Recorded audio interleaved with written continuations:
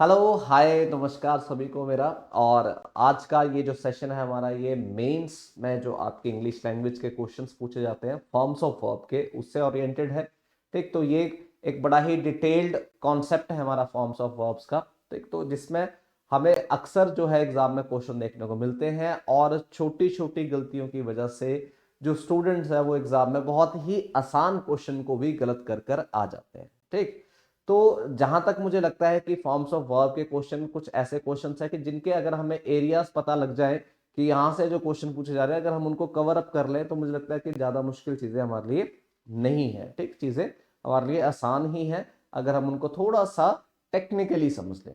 ठीक, जैसे सबसे पहले अगर हम बात करें कि ये जो वर्ब्स के क्वेश्चन है ये बनते कहाँ कहाँ से हैं, तो इसके अलग अलग एरियाज हैं। जैसे टेंसेस से क्वेश्चन बन सकते हैं, कंडीशनल सेंटेंसेस से बन सकते हैं, फॉर्म्स ऑफ वर्ब से बन सकते हैं। ठीक, या फिर वर्ब्स जो हमारा चैप्टर है उससे बन सकते हैं, सब्जेक्ट वर्ब एग्रीमेंट से क्वेश्चन बन सकते हैं, नॉन फाइनाइट वर्ब से क्वेश्चन बन सकते हैं, एक्टिव वॉइस पैसिव वॉइस से क्वेश्चन बन सकते हैं, है ना। ये सारे ही एरियाज हैं जहां से हमारे क्वेश्चन बनते हैं।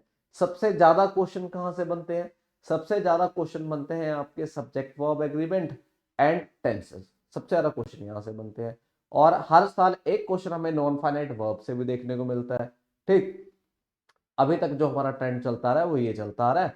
और इसके साथ साथ अगर हम बात करें कि थोड़े कॉम्प्लेक्स क्वेश्चंस जो है वो कैसे बनेंगे, वो बनेंगे आपके एक्टिव वॉइस पैसिव वॉइस से। ठीक, वो बनेंगे आपके कंडीशनल सेंटेंसेस से। तो अलग अलग अलग अलग एरियाज हैं जहां से आपके क्वेश्चन बनते हैं। अगर मैं कहूं कि इन एरियाज में मुझे ये सारे ही एरियाज पढ़ने तो हैं, इन सारे एरियाज को हमें पढ़ना तो है, लेकिन शुरुआत कहां से करें जो एरिया हम जल्दी कवर कर लें, तो वो है कंडीशनल सेंटेंसेस। ठीक, कि कंडीशनल सेंटेंसेस एक ऐसा टॉपिक है जो बड़ा ही छोटा सा टॉपिक है लेकिन बहुत ही बड़ा भी है। ठीक, जिसको बोलते हैं कि छोटा पैकेट बड़ा धमाका, ये वो वाला टॉपिक है कि आपके जो पैटर्न है वो थोड़े से हैं लेकिन वहां से ढेर सारे क्वेश्चन हमें देखने को मिलते हैं। ठीक, तो हम क्या करेंगे, अपनी एक सीरीज शुरू करेंगे फॉर्म्स ऑफ वर्ब की, जिसमें हम सारी ही फॉर्म्स ऑफ वर्ब्स जो हैं इनको लेकर चलेंगे। ठीक, सारी ही फॉर्म्स ऑफ वर्ब्स हैं इनको समझते चलेंगे। जैसे हमने पहले कंडीशनल सेंटेंसेस से रिलेटेड क्वेश्चन कर लिए, फिर टेंसेस से रिलेटेड कर लिए, फिर वर्ब से रिलेटेड कर लिए, subject verb agreement non finite verb.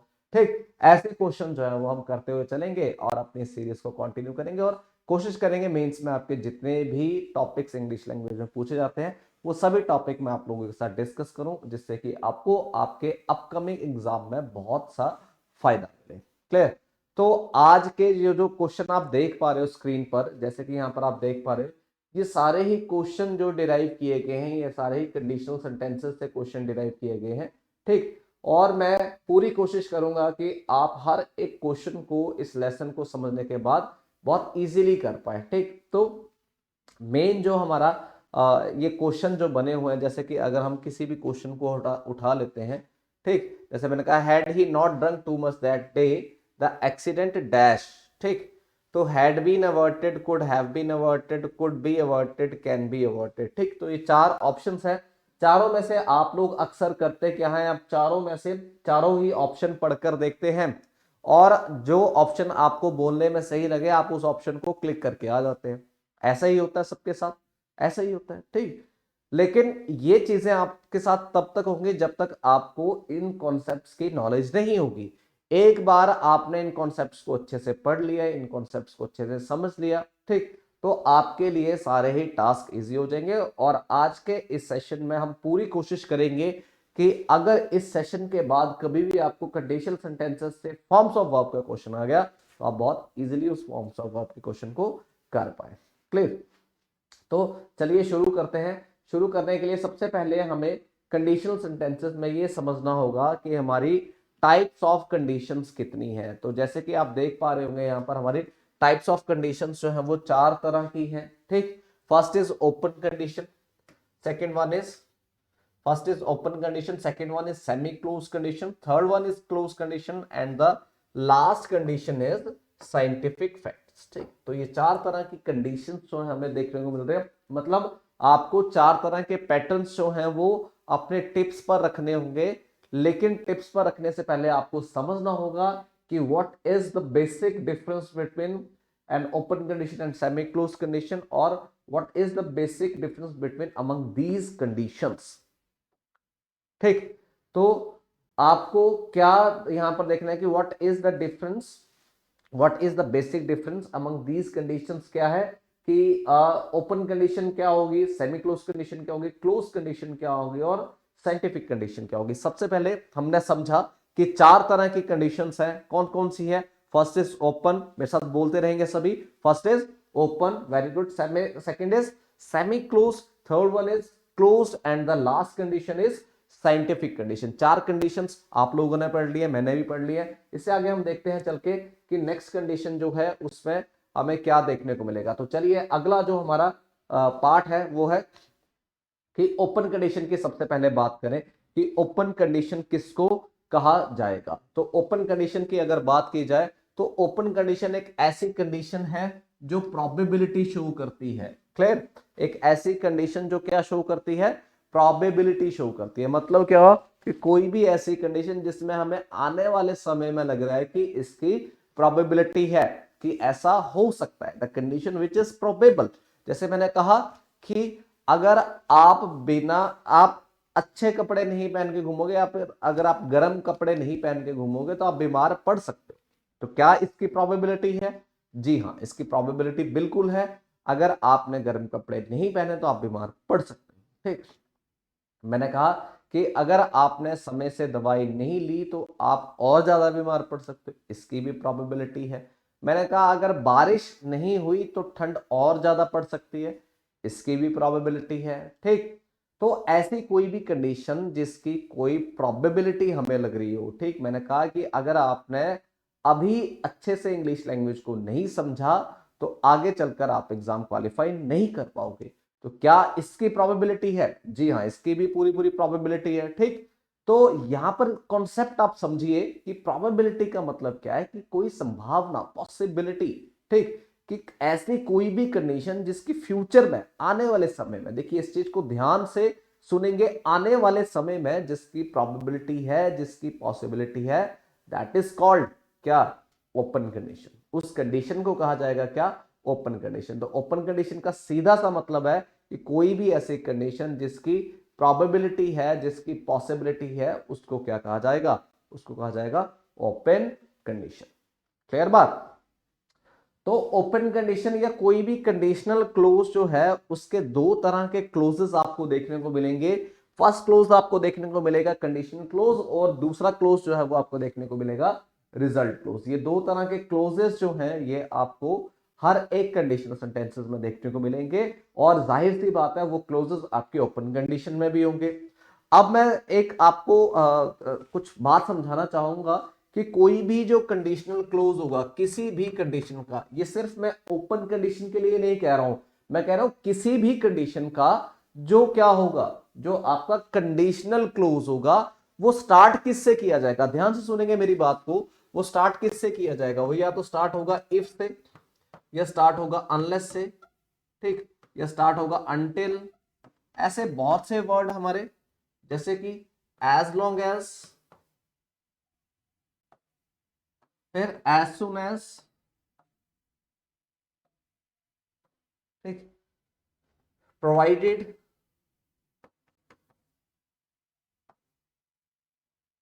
As if, I wish, suppose, ठीक, एक्सेट्रा। कुछ ऐसे वर्ड्स जिनसे हमें पता लग रहा है कि ये इमेजिन कर रहे हैं, कोई कंडीशन रखी जा रही है यहाँ पर। ठीक, तो जो भी आपके कंडीशनल सेंटेंसेस होंगे या कंडीशनल क्लोजेस होंगे, ठीक, उन कंडीशनल क्लोजेस का जो स्टार्ट होगा वो कुछ ऐसे शब्दों से होगा जैसे इफ है, अनलेस है, अनटिल है, एज लॉन्ग एज है, एज सुन एज है, प्रोवाइडेड है, एज इफ है, आई विश है, सपोज है, एक्सेट्रा। कुछ ऐसे वर्ड्स आपको देखने को मिलेंगे कंडीशनल क्लोज में। किसमें? कंडीशनल क्लोज में। क्लियर? इतनी बात आप लोगों को समझ में आ गई होगी। ठीक, उसके साथ जो दिया जाएगा वो क्या दिया जाएगा? रिजल्ट क्लोज दिया जाएगा। ठीक, जो भी कंडीशन है, जैसे मैंने कहा कि अगर आप मेहनत करोगे तो उसका रिजल्ट क्या आ रहा है? आप कामयाब हो जाओगे। तो अगर आप मेहनत करोगे वो कंडीशनल क्लोज है और आप कामयाब हो जाओगे वो क्या है? वो रिजल्ट क्लोज है। ठीक, जैसे मैंने कहा if you will not take care of yourself, you may fall sick. ठीक, मैंने यहाँ पर सेंटेंसेस लिखे। एक सेंटेंस मैंने लिखा कि if you will not take care of yourself you may fall sick. ठीक, कि अगर तुमने अपनी देखभाल नहीं की तो तुम बीमार पड़ सकते हो। ठीक, अगर अब मैं इसको थोड़ा सा समझने की कोशिश करूं तो इसमें आपके जो कंडीशनल क्लॉज है वो क्या है, वो ये है। ठीक, ये क्या हो जाएगा आपका, ये हो जाएगा कंडीशनल क्लॉज। क्या हो जाएगा ये हो जाएगा कंडीशनल क्लॉज। ठीक, और उसके बाद यू में फॉल सिक जो है ये क्या हो जाएगा, ये हो जाएगा आपका रिजल्ट क्लॉज। ये क्या हो जाएगा, रिजल्ट क्लॉज। ठीक, एक है आपका कंडीशनल क्लोज और एक है आपका क्या, रिजल्ट क्लोज। अब जो कंडीशनल क्लोज और रिजल्ट क्लोज है इसमें आपको कुछ नहीं करना होता। आपने ये पहचान लिया कि ये ओपन कंडीशन है, जी बिल्कुल पहचान लिया। उसके बाद आपने क्या देखना है कि ये क्या है, कौन सा इसमें रिजल्ट क्लोज है और कौन सा कंडीशनल क्लोज है। जैसे कि आप यहाँ पर पहचान चुके हैं कि ये वाला जो है ये कंडीशनल क्लोज है, ये जो है ये रिजल्ट क्लोज है। इतना आपने काम कर लिया। अब आपको क्या करना है कि आपको इनके स्ट्रक्चर्स पहचानने हैं कि जो स्ट्रक्चर्स हैं वो सही यूज किए गए हैं या नहीं किए गए, जो स्ट्रक्चर्स हैं वो सही यूज किए गए हैं या नहीं किए गए हैं। ठीक, तो अगर मैं यहां पर देखूं तो इसके स्ट्रक्चर्स में मुझे कुछ गड़बड़ी लग रही है। क्या गड़बड़ी लग रही है कि जो कंडीशनल क्लोज होगा ओपन कंडीशन का उसको प्रेजेंट इंडेफिनिट टेंस में लिखा जाता है, यानी कि सब्जेक्ट प्लस वर्ब की फर्स्ट फॉर्म के साथ एस या ईएस अगर रिक्वायर्ड है और फिर ऑब्जेक्ट लिखा जाता है। ठीक, सब्जेक्ट के साथ क्या लिखा जाता है, वर्ब की फर्स्ट फॉर्म फिर एस या ईएस। अगर subject third person singular number है तो एस या ईएस लगा देंगे और उसके बाद हमें क्या लिखना है, ऑब्जेक्ट लिखना है। क्लियर, इतनी बात आप लोग समझ गए होंगे।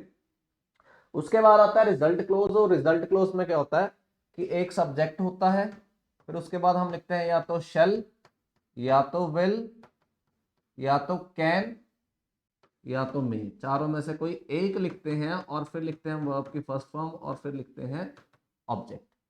ठीक, फिर लिखते हैं वर्ब की फर्स्ट फॉर्म और फिर लिखते हैं object. Subject plus shall will can may plus V1 plus object, ये आपका क्या रहेगा, ये आपका स्ट्रक्चर रहेगा। इतनी बात आप लोगों को समझ में आ गई होगी आई थिंक। ठीक, इतनी बात अगर आप लोग समझ चुके हैं तो यहां पर देखते हैं कि ये जो कंडीशनल क्लोज था ये किस में लिख दिया गया, तो फ्यूचर में लिख दिया गया। तो इसको किस में लिखेंगे, हम प्रेजेंट में लिखेंगे। और प्रेजेंट इंडेफिनिट का जो नेगेटिव सेंटेंस होता है उसमें हम डू डज का यूज करते हैं।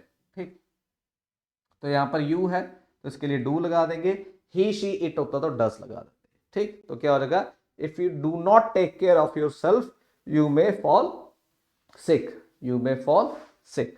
आई बात समझ में, इतनी बात आपको समझ में आ गई होगी। ठीक, अगर इतनी बात आपको समझ में आ गई है तो बहुत अच्छी बात है, हम नेक्स्ट कंडीशन के ऊपर बढ़ते हैं। ठीक, अच्छा एक क्वेश्चन मैं और आपसे पूछ लेता हूं, अगर आपको इतनी बात समझ में आ गई है। जैसे मैंने कहा कि यू विल नॉट, या फिर इसको नॉट को भी हटा देते हैं हम। मैंने कहा you will succeed if you will work hard, you will succeed if you will work hard. ठीक, तो यहां पर हमने फिर से देखा कि जो कंडीशनल क्लोज है वो क्या है, if you will work hard, ये हमारा कंडीशनल क्लोज है। और जो कंडीशनल क्लोज है उसे हम किस में रखते हैं, एक बार बोल के बताएंगे किस में रखते हैं, प्रेजेंट इंडेफिनिट टेंस में। लेकिन यहाँ पे फिर से हमें क्या देखने को मिल रहा है, ये फ्यूचर इंडेफिनिट टेंस देखने को मिल रहा है। और फ्यूचर नहीं, हमें इसको क्या लगाना है, प्रेजेंट लगाना है। तो आपका राइट आंसर क्या होना चाहिए, you will succeed if you work hard, you will succeed if you work hard. Clear, इतनी बात समझ गए होंगे आप लोग। तो चलिए नेक्स्ट क्वेश्चन पे बढ़ते हैं। और नेक्स्ट क्वेश्चन है सेमी क्लोज्ड कंडीशन। ठीक, सेमी क्लोज्ड कंडीशन। तो सेमी क्लोज्ड कंडीशन जो है ये सबसे इंपॉर्टेंट कंडीशन है। अगर वर्ब से आपको क्वेश्चन देखने को मिलेगा कंडीशनल सेंटेंसेस से, तो चांसेस है 90% की सेमी क्लोज कंडीशन से देखने को मिलेगा। तो बड़े ध्यान से सुने इस कंडीशन को, बड़े ही इंपॉर्टेंट कंडीशन है ये। ठीक, यहां से ही आपको अक्सर जो है वो क्वेश्चन देखने को मिलता है। तो सबसे पहले समझे कि सेमी क्लोज कंडीशन होगी क्या। तो सेमी क्लोज अगर कंडीशन की बात की जाए तो सेमी क्लोज कंडीशन एक ऐसी कंडीशन है जो इमेजिनेशन पे बेस्ड होती है, अनरियलिटी या हाइपोथेटिकल होती है। ठीक, अनरियल या फिर हाइपोथेटिकल कंडीशंस जो होंगी, ठीक, जो हमारी इमेजिनेशन से रिलेटेड है, जो काल्पनिक है, जो रियलिटी नहीं है, जो काल्पनिक है। ठीक, जैसे मैंने कहा कि काश मैं एक पक्षी होता, ठीक, तो ये क्या है, एक अनरियलिटी। मैंने कहा काश मैं इस देश का प्रधानमंत्री होता, मतलब मैं प्रधानमंत्री तो नहीं हूं। अब आप में से कई स्टूडेंट सोच रहे होंगे कि सर इसकी पॉसिबिलिटी तो है कि आप बन सकते हो आने वाले समय में, लेकिन बच्चे एक ध्यान से सुनेंगे इस बात को, दो सेंटेंसेस में बोल रहा हूं, आपको खुद ही समझ में आ जाएगा कि क्या डिफरेंस होता है। मैंने कहा कि काश मैं प्रधानमंत्री होता, एक सेंटेंस ये है। दूसरा मैंने कहा काश अगर मैं इस देश का प्रधानमंत्री बना, तो देखो दोनों में डिफरेंस क्या है। जैसे ही मैंने कहा कि अगर मैं इस देश का प्रधानमंत्री होता, मतलब इस समय की बात करूं जिस समय में मैं नहीं हूं, तो ये हुई सेमी क्लोज कंडीशन। मैंने कहा अगर मैं इस देश का प्रधानमंत्री बना, तो मैं बात किसकी कर रहा हूं, फ्यूचर की, आने वाले समय। ठीक, तो इसकी प्रोबेबिलिटी है, तो ये ओपन कंडीशन।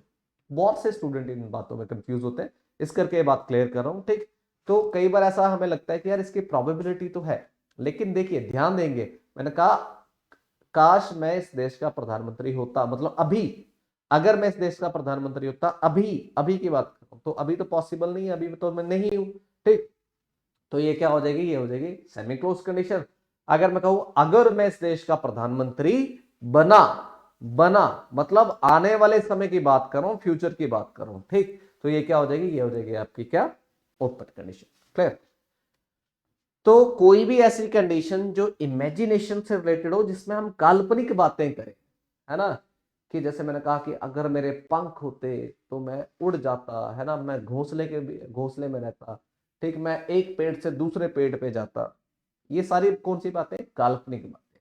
तो जो भी काल्पनिक बातें होंगी उनको हम क्या कहेंगे, सेमी क्लोज कंडीशन, अगर उसमें कोई कंडीशन पुट की गई है। ठीक, तो जैसे कई बार तुमने देखा होगा, बड़ी शायरी करते हैं कई लोग, है ना, कई आशिक मिजाज जो लोग होते हैं बड़ी शायरी करते हैं कि अगर मैं एक फूल होता तो तुम्हारे बालों में लग जाता, है ना, कि अगर मैं एक फूल होता तो तुम्हारे बालों में लग जाता जाकर। तो ये क्या है, ये सारी काल्पनिक बातें हैं, कोई इंसान फूल थोड़ी हो सकता है, लेकिन यहाँ पे कंडीशन पुट कर दी गई कि अगर मैं एक फूल होता।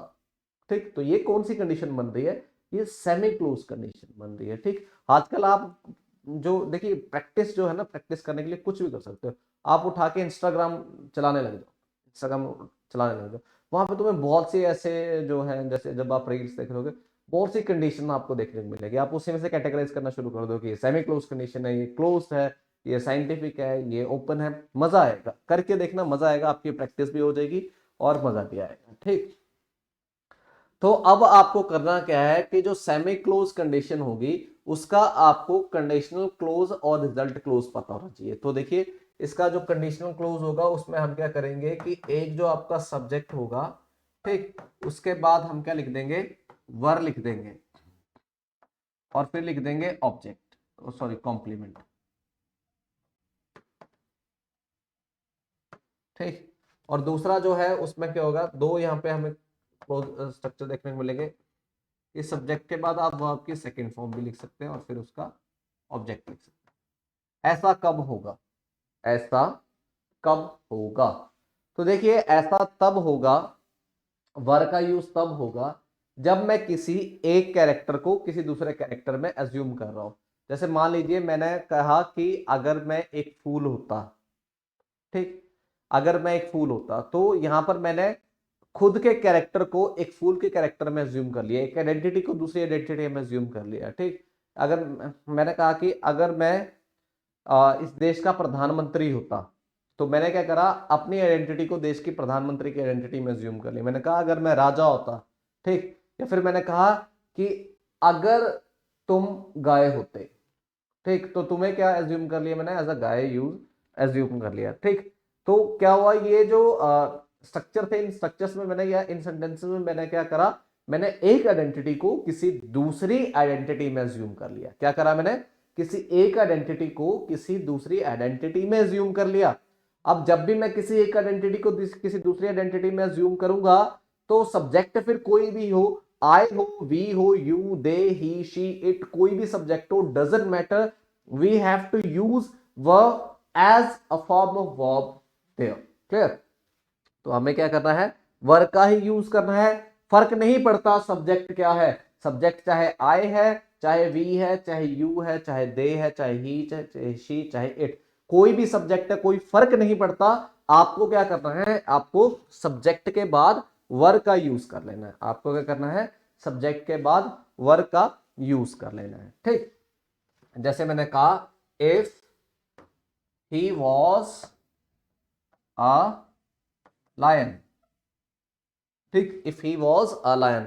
अब ही के साथ वैसे तो वॉज आना चाहिए, लेकिन ये इमेजिनेटिव सेंटेंस है जिसमें हम एक आइडेंटिटी को दूसरी आइडेंटिटी में ज्यूम कर रहे हैं, तो फिर क्या करेंगे, फिर वॉज का यूज करेंगे क्या, बिल्कुल भी नहीं करेंगे। ठीक, फिर हम क्या करेंगे, सब्जेक्ट से हमें कोई फर्क नहीं पड़ता, सब्जेक्ट कोई भी हो कोई फर्क नहीं पड़ता, हमें क्या करना है, हमें एज अ वर्ब किसको यूज कर लेना है, वर्ब को यूज कर लेना है। ठीक, तो क्या हो जाएगा, if he were a lion, if he were a lion. अब बात यहीं पे खत्म नहीं हो जाती है, हमें रिजल्ट क्लोज का भी पता होना चाहिए कि how to write result clause of semi clause condition. तो हमें देखिए क्या करना है, मेरे साथ साथ देखते हुए चलेंगे। हमें क्या करना है, एक सब्जेक्ट लिखना है, उसके बाद या तो हमें लिख देना है कुड, या तो हमें लिख देना है वुड, ठीक, या तो हमें लिख देना है माइट, तीनों में से कोई एक लिख देना है, या तो कुड लिख देना है, या वुड लिख देना है, या तो माइट लिख देना है, और उसके बाद हमें लिख देना है वर्ब की फर्स्ट फॉर्म, और फिर क्या लिख देना है,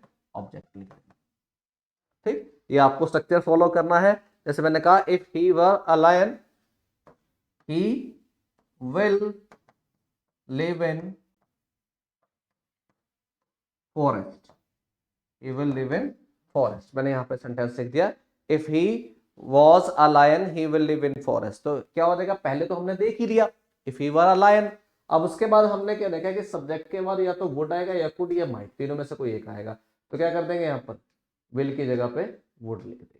ठीक, तो क्या हो जाएगा, if he were a lion he would live in forest. जैसे मैंने कहा, ही कुड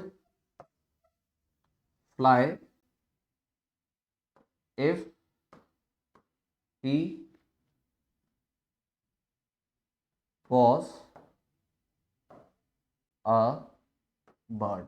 ठीक, मान लीजिए ऐसा क्वेश्चन आ गया आपको, और ऐसे ही क्वेश्चन आते हैं, इसको ब्लैंक में दे देंगे वो ज्यादा ज्यादा। ठीक, ज्यादा ज्यादा क्या करेंगे आपके लिए, इसको ब्लैंक में बना देंगे क्वेश्चन को, यहाँ पर क्या कर देंगे, ये हटा देंगे, और इस क्वेश्चन को ब्लैंक बना देंगे, यहाँ पर ब्लैंक रख देंगे, और चार आपको ऑप्शन दे देंगे। ठीक है, was, is, am, one, are, कुछ भी। ठीक, ये आपके पास ऑप्शन दे रही है। तो आपको यहां पर पता है कि जो कंडीशन है वो इमेजिनेटिव है, आपको क्या पता है कि जो कंडीशन है वो इमेजिनेटिव है, और इमेजिनेटिव कंडीशन के लिए हमें क्या करना होता है, हमें वर्ब का यूज करना है। तो यहाँ पर सीधे से क्या वर्ब लगा दो, वर्ब लगा। ठीक है, अभी मैं क्वेश्चंस पे डिस्कस करूंगा आप लोगों के साथ। तो ये आपको करना है, और वर्ब के सेकंड फॉर्म का यूज कब करना है आपको, ये बड़ा इंपॉर्टेंट है। तो देखिए, मैं यहाँ पर इसी क्वेश्चन को थोड़ा सा घुमा के लिख देता हूँ, वर्ब की सेकंड फॉर्म आपको यूज करना पड़ जाएगी। ठीक, जैसे मैंने कहा लिखा कि इफ ही हैज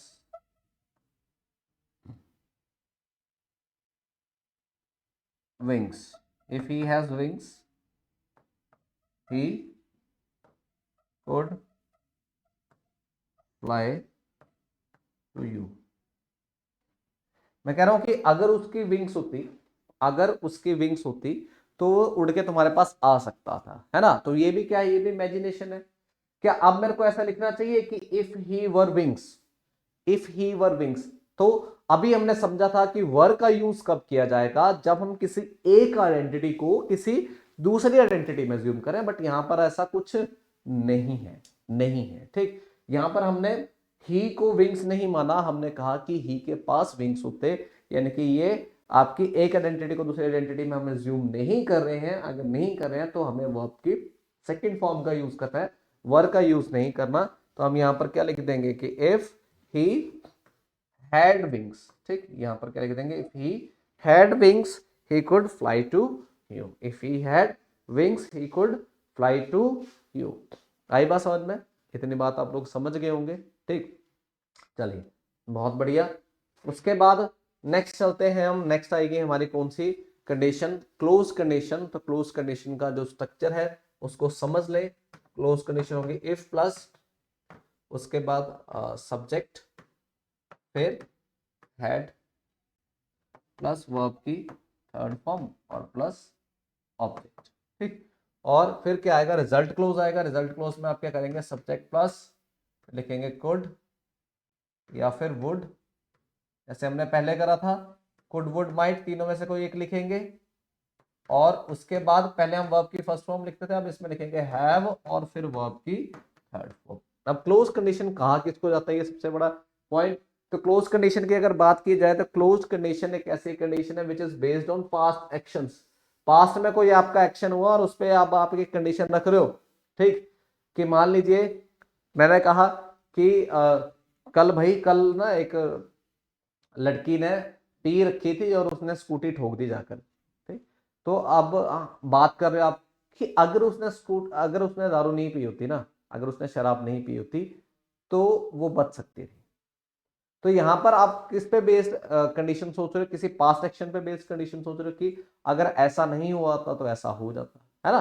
तो जब भी हम किसी पास्ट एक्शन को लेकर कंडीशन को सोचते हैं तो उसको क्या कहा जाता है, उसको कहा जाता है क्या, क्लोज कंडीशन, ठीक। आपने कहा कि अगर मैंने पहले ही मेहनत कर ली होती तो अभी तक मेरी जॉब लग गई होती, ठीक। तो आप क्या कर रहे हो, आप किसी पास्ट एक्शन पे कोई कंडीशन इमेजिन करो, that is called close condition, ठीक। तो क्लोज कंडीशन का स्ट्रक्चर कुछ ऐसा रहता है, जैसे मैंने कहा कि if he would call me I would have told him the truth. कि अगर उसने मुझे कॉल की होती ना तो मैं उसको सच बता देता। तो मतलब ये पास्ट एक्शन पे, मतलब उसने कॉल नहीं करी और उसको सच नहीं बताया गया, ठीक। तो ये पास्ट एक्शन पे बेस्ड है। तो इसकी कंडीशनल क्लोज पहचान लो कि क्या है इसका कंडीशनल क्लोज। तो इसका कंडीशनल क्लोज तो ये है जी, if he would call me. तो यहाँ पर क्या करना है हमें, इसको कंडीशनल क्लोज को हैड प्लस V3 में लिखना है। तो क्या हो जाएगा, if he had called me, ये हो जाएगा if he had called me I would have told him the truth, if he had called me I would have told him the truth। Clear, ये बात आपको समझ में आ गई होगी आई थिंक। क्लियर, एक क्वेश्चन और कर लेते हैं कि he would have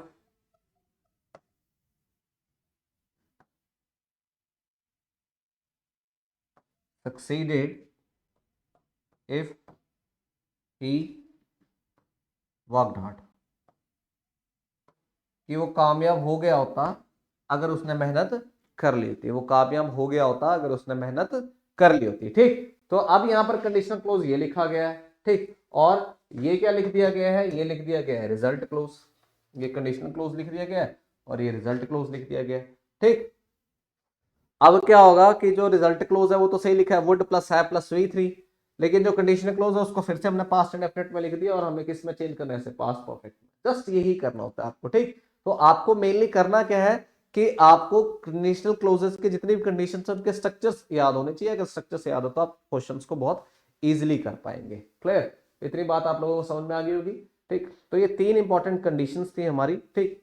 scientific conditions हम बाद में समझ लेंगे, लेकिन ये तीन इंपॉर्टेंट कंडीशंस है जहां से हमें ज्यादातर क्वेश्चन देखने को मिलते हैं। तो चलिए शुरू करते हैं क्वेश्चंस को देखना, करना, समझना और देखते हैं कि कितने क्वेश्चन जो है हम यहाँ से कर पाएंगे, ठीक। तो पहले क्वेश्चन से शुरुआत करते हैं कि Kamal might have lost the bag if he dash alert, ठीक। चार ऑप्शन है, were not, had not been और वॉज नॉट। तो सबसे पहले कंडीशन पहचाने की कंडीशन कौन सी है, वो कह रहा है कि कमल अपना बैग खो देता, माइट हैव लॉस्ट, पास्ट की बात की जा रही है कि वो अपना बैग खो देता शायद अगर वो अलर्ट नहीं होता। यानी कि पास्ट की कंडीशन है तो कौन सी कंडीशन होगी, पास्ट से रिलेटेड है तो क्लोज कंडीशन होगी। अगर ये क्लोज कंडीशन है तो क्लोज कंडीशन का रिजल्ट क्लोज और कंडीशनल क्लोज हमें पहचानना है। तो अगर हम कंडीशनल क्लोज की बात करें तो कंडीशनल क्लोज है हमारा इफ ही डैश अलर्ट, ठीक। और ये क्या है हमारा, ये रिजल्ट क्लोज है। तो जो रिजल्ट क्लोज है उसका जो स्ट्रक्चर होता है वो क्या होता है, रिजल्ट क्लोज में हमने पढ़ा था अभी कि subject plus could would might तीनों में से कोई एक और प्लस हैव प्लस वर्ब की थर्ड फॉर्म। ये हमारा वर्ब की अगर हम बात करें तो वर्ब यही होती है। ठीक, तो यहां पर देखा हमने माइट लिखा हुआ है, हैव लिखा, वर्ब की थर्ड फॉर्म लिखी, ये बिल्कुल सही है। अब रिजल्ट क्लोज में क्या आना चाहिए था, रिजल्ट क्लोज में सॉरी कंडीशनल क्लोज में क्या आना चाहिए था, सब्जेक्ट प्लस हेड प्लस क्या है V3 प्लस ऑब्जेक्ट, ये आना चाहिए। ठीक, अब ये सेंटेंस नेगेटिव है तो क्या हो जाएगा, नेगेटिव में हम क्या करते हैं, subject plus head plus not plus V3 plus object या जो भी आके दे रखे। ठीक, तो यहाँ पे देखिए, यहाँ पर वर लिखा है, ये ऑप्शन गलत हो जाएगा, वॉज लिखा है, ये ऑप्शन गलत हो जाएगा। दो ऑप्शन है, एक है हैड नॉट और एक है हैड नॉट बीन। ठीक, अगर मैं यहाँ पर सेकंड ऑप्शन को लिखता और ये होता है कि if he had not alert, तो अलर्ट जो है ये कोई वर्ब नहीं है, ये एक एडजेक्टिव है और ये कॉम्प्लीमेंट का काम कर रहा है। यानी कि अगर मैं यहाँ पर लिख दूं, अगर मैं यहां पर लिख दूं if he had not alert, तो हैड नॉट और उसके बाद वर्ब की थर्ड फॉर्म नहीं है, तो वर्ब की थर्ड फॉर्म भी चाहिए और वर्ब की थर्ड फॉर्म जो होती है वो बीन होती है, बी वॉज बीन, जो बीन है थर्ड फॉर्म है। इनकी ऑप्शन नंबर सी जो होगा वो आपका सही होगा, Kamal might have lost the bag if he had not been alert. If he had not been alert, ये आपका सही आंसर होगा, यही आपका सही आंसर होगा। क्लियर, इतनी बात आप लोग समझ गए होंगे। उसके बाद है नेक्स्ट क्वेश्चन, देखते हैं, Raman might dash to you if he dash a bird. ठीक, तो यहां पर देखिए ये सेमी क्लोज कंडीशन है और सेमी क्लोज कंडीशन का ये क्या है, कंडीशन क्लोज है, और यहाँ पर हमने एक आइडेंटिटी को दूसरी आइडेंटिटी में अज्यूम करा है, तो इसका क्या मतलब है, यहाँ पर क्या होना चाहिए, वर होना चाहिए। तो यहाँ पर देखिए ये वर है, ये वर है, ये वॉज, तो ये गलत हो गए दो ऑप्शन, वर वाले दो ऑप्शन रह गए। अब जो रिजल्ट क्लोज था उसमें क्या था, कुड वुड माइट के साथ वर्ब की फर्स्ट फॉर्म थी, लेकिन अगर हम इसको देखें तो हैव प्लस V3 है, तो ये ऑप्शन भी क्या हो जाएगा, गलत, यानी कि ऑप्शन नंबर 2 जो है वो सही हो जाएगा। रमन माइट क्या हो जाएगा, फ्लाई टू यू। ठीक, if he were a bird, if he were a bird. I hope आपको इस समझ में आ गया होगा पॉइंट। इससे नेक्स्ट बढ़ते हैं, नेक्स्ट क्या आएगा हमारा, next is if I dash money I would buy a car. तो यहाँ पर देखिए आई के साथ फिर वुड दे दिया है और फिर बाय, यानी कि वर्ब के फर्स्ट फॉर्म दे दिया है, सेमी क्लोज कंडीशन है। अब वो कह रहा है कि अगर मैं मनी होता या अगर मेरे पास मनी होती, तो मैं मनी नहीं होता, मेरे पास मनी होती, यानी कि यहाँ पर एक आइडेंटिटी को दूसरी आइडेंटिटी में अज्यूम नहीं किया जा रहा है। ठीक, तो वर्ब की सेकंड फॉर्म आनी चाहिए, तो वर्ब की सेकंड फॉर्म ये भी नहीं है, ये भी नहीं है। ठीक, तो ये गलत हो गया, ये गलत हो गया। अब ये वर्ब की सेकंड फॉर्म और उसके सॉरी ये हेल्पिंग वर्ब और ये वर्ब की थर्ड फॉर्म है। ठीक, तो ये भी क्या हो जाएगा, गलत हो जाएगा। राइट ऑप्शन होगा सी, यानी कि हैड जो है यहाँ पर आएगा, if I had money I would buy a car, if I had money I would buy a car. Clear, इतनी बात आपको समझ में आ गई होगी। उससे नेक्स्ट देखते हैं, if I had wings I dash to you. I had wings कि अगर मेरे पंख होते, वर्ब की सेकंड फॉर्म लगाइए, तो आई सब्जेक्ट फिर उसके बाद क्या आएगा, could would might plus V1, तो यहाँ पे वुड आ गया, हैव आ गया, फ्लोन आ गया, गलत हो गया, विल तो आ ही नहीं सकता, तो हमारा राइट ऑप्शन हो जाएगा डी, यानी कि क्या हो जाएगा, वुड फ्लाई। ठीक, if I had wings I would fly to you. Clear, इतनी बात आपको समझ में आ गई होगी। उसके बाद वो कहता है if he dash them they will lose the election.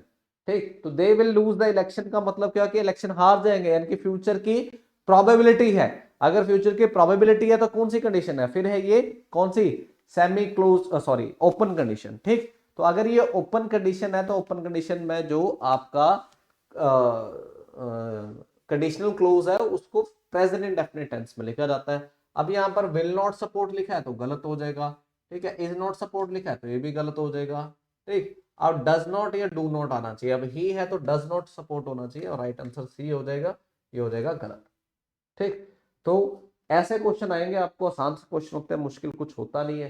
ठीक, आई शैल वेट हियर अनलेस द सन, तो वो कह रहा है मैं यहाँ वेट करूंगा जब तक सन जो है वो सेट नहीं होता। ठीक, तो फिर से कंडीशन आपकी ओपन है, क्योंकि ये यहाँ पे प्रोबेबिलिटी की बात की जा रही है कि क्या ऐसा हो सकता है, हाँ ऐसा हो सकता है कि अगर वो जब तक सनसेट नहीं होता तब तक वो वहां रुक सकता है, तो प्रोबेबिलिटी है। ठीक, तो ये है इसका रिजल्ट क्लोज, ये रिजल्ट है। ठीक, और ये है उसका conditional clause, the sun set. ठीक, तो इसको प्रेजेंट इंडेफिनिट टेंस में लिखते हैं। तो sun will not set, sun do not set, sun does not set, sun sets. अब यहाँ पर जब भी अनलेस या अनटिल आ जाए ना, ठीक, तो उसके साथ कोई दूसरा नेगेटिव वर्ड ना यूज करा करो। अनलेस और अनटिल ऑलरेडी एक नेगेटिव वर्ड है, और एक ही क्लोज में दो नेगेटिव वर्ड नहीं आते। तो कह रहा है जब तक ये रिजल्ट, ये कंडीशनल क्लोज है, जब तक क्या नहीं होगा, जब तक सूरज नहीं ढलेगा। तो ऑलरेडी नहीं आ चुका है तो हमें दूसरा नहीं नहीं लिखना है, और इन सब में नॉट नॉट लिखा हुआ है, तो ये सारे ऑप्शन हो जाएंगे गलत, और राइट आंसर क्या हो जाएगा, ठीक। चलिए नेक्स्ट देखते हैं, I shall help him as long as he, कि मैं उसकी मदद करूंगा जब तक वो मेरा कहना मानेगा। ठीक, तो ये भी क्या है, ओपन कंडीशन है, तो प्रेजेंट इंडेफिनिट में जाना चाहिए इसका कंडीशनल क्लोज। कंडीशनल क्लोज क्या है, एज लॉन्ग एज ही। ठीक, तो क्या हो जाएगा, प्रेजेंट इंडेफिनिट में वर्ब की फर्स्ट फॉर्म आएगी, फ्यूचर है, फ्यूचर है, ठीक है, और ओबे या ओबेज आना चाहिए, तो थर्ड पर्सन सिंगुलर नंबर है, एस लगेगा, इस करके ऑप्शन गलत हो जाएगा। और ओबेज जो है ये राइट ऑप्शन होगा आपका, ओबेज जो है ये क्या हो जाएगा, सही ऑप्शन हो जाएगा। क्लियर, इतनी बात आप लोगों को समझ में आ गई होगी। चलिए उसे नेक्स्ट क्वेश्चन देखते हैं, had he not drunk too much that day the accident dash. तो यहां पर वही बात आ गई कि पास्ट एक्शन पे बेस्ड है ना, कि वो उस दिन उसने इतनी शराब नहीं पी होती, ठीक है, तो एक्सीडेंट को टाला जा सकता था। तो यहां पर क्या हुआ कि जो कंडीशनल क्लोज है यहां पर क्या है, ये कि अगर उसने इतनी शराब नहीं पी होती, ये कंडीशनल क्लोज है। कंडीशनल क्लोज किस में लिखा जाता है, क्लोज कंडीशन का, क्लोज कंडीशन है ना ये, क्योंकि पास्ट पे बेस्ड है तो क्लोज कंडीशन है। क्लोज कंडीशन का जो कंडीशनल क्लोज होगा उसको लिखा जाता है पास्ट परफेक्ट में, यानी कि हैड के साथ हम क्या लिख देते हैं, वर्ब की थर्ड फॉर्म लिख देते हैं, जो कि लिखी हुई है सही है। ठीक, अब यहां पर हमें क्या करना है, द एक्सीडेंट, फिर हमने क्या देखा था कि जो रिजल्ट क्लोज था, रिजल्ट क्लोज में हम क्या लिखते हैं, या तो कुड या वुड या माइट, और फिर हम क्या लिखते हैं, हैव, और फिर लिखते हैं वर्ब की थर्ड फॉर्म और फिर ऑब्जेक्ट। ठीक, तो यहाँ पे हैड बीन अवर्टेड गलत हो जाएगा, could have been averted, could be averted, could can be averted, तो ये कैन वाला भी गलत। कुड के साथ फिर हैव आना चाहिए था, ये भी गलत।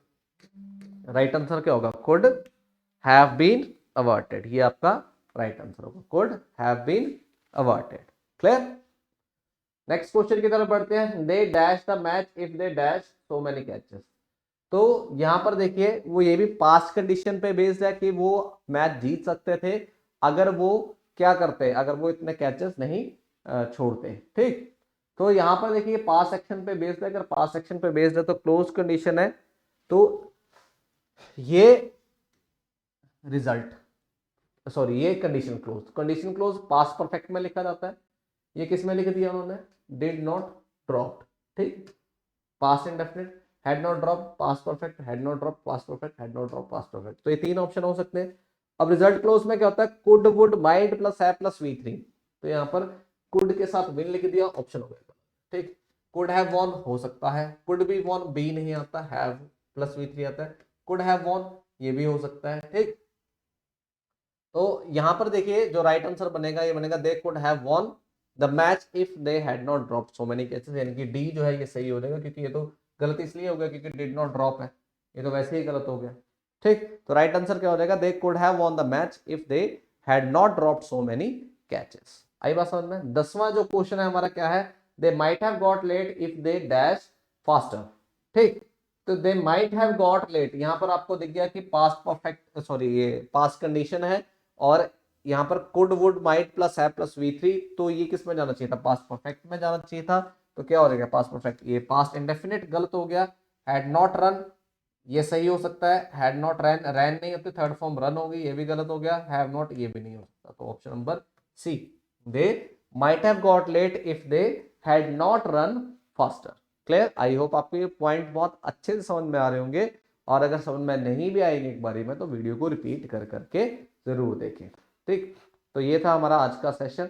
आई होप आपको ये सेशन पसंद आया होगा, और ये क्वेश्चन भी आपके लिए कुछ इजी क्वेश्चन बन गए होंगे। ठीक है, अब आप लोगों को करना क्या है कि ऐसे ही क्वेश्चन प्रैक्टिस करें, कहीं से भी आप प्रैक्टिस कर सकते हैं जहां से आपको कन्वीनियंट लगता है कि जी यहाँ से हम इजीली पढ़ सकते हैं। ठीक, एक बार इस वीडियो को अच्छे से देखें, नोट्स बनाएं इस वीडियो के, और यहाँ से अगर क्वेश्चन आएंगे तो आई होप अब आप क्वेश्चन करने में कोई प्रॉब्लम फेस नहीं करेंगे, आप बहुत अच्छे से क्वेश्चन सॉल्व कर पाएंगे। क्लियर? तो मिलेंगे अपनी नेक्स्ट वीडियो में, ठीक है, इसी टॉपिक को कंटिन्यू करते हुए नेक्स्ट पार्ट देखेंगे वर्ब्स का कि क्या हो सकता है। Thank you so much, have a nice day, bye.